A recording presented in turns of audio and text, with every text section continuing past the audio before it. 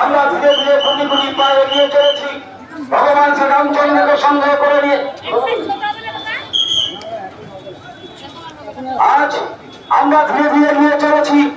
আপনারা জানেন গত 6 এপ্রিল রামলালা তার নিজের জন্মভূমি নিজের ঘর শ্রীরামের রামনবমী পালিত হয়েছে। রানাঘাট প্রেস ক্লাব ময়দানে 6 এপ্রিল রামনবমী সমিতির পক্ষ থেকে কাছে প্রার্থনা করছে রামকে সংগ্রহ করে নিয়ে আমরা ধীরে ধীরে এগিয়ে চলেছি। এই রামনবমীর শোভাযাত্রায় রাস্তার দুপাশে যারা দাঁড়িয়ে রয়েছেন ভগবান শ্রীরামচন্দ্রকে দর্শন করবেন বলে তাদের কাছে বলছি বলুন জয় শ্রীরামচন্দ্র কি।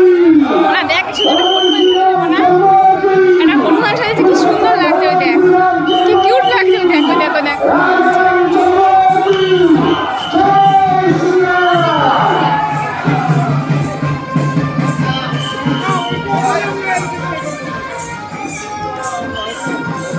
দাঁড়াও